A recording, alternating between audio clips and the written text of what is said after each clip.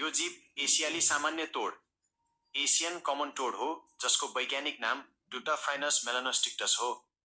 यो उभयचर एम्फिबियन वर्गको बुफोनिडे परिवारमा पर्दछ, जसलाई सामान्यतया साँचो तोड ट्रू टोड्स भनेर चिनिन्छ।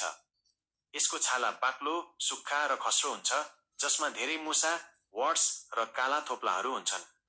यसलाई सुकेका पातहरू र माटोमा सजिलै लुक्न, क्यामोफ्ल्याज हुन मद्दत गर्दछ। यसको मुख्य पहिचान भनेको आँखाको माथि र थुथुन नजिकै रहेका काला उठेका रेखाहरू हुन्, जसले गर्दा यसले चस्मा लगाएको जस्तो देखिन्छ। यो दक्षिण र दक्षिण पूर्वी एसियामा व्यापक रूपमा पाइन्छ। यो धेरैजसो बगैँचा, खेतबारी, जंगल र मानव बस्ती वरपर देखिने गर्छ। साधारण भ्यागुताहरूको विपरीत, वयस्क तोडहरू धेरैजसो सुक्खा जमिनमा नै बस्छन् र मुख्यतया अण्डा पार्न वा प्रजननका बेला मात्र पानीको नजिक जान्छन्। यो एक निशाचर, रातमा सक्रिय हुने जीव हो, जुन रातको समयमा किरा फट्याङ्ग्रा, कमिला, गोब्रेकिरा र जुकाहरू शिकार गर्न निस्कन्छ। शिकारीहरूबाट आफ्नो रक्षा गर्नका लागि यसको आँखाको ठिक पछाडि प्याराटोइड ग्रन्थीहरू, प्याराटोइड ग्ल्यान्ड्स हुन्छन्।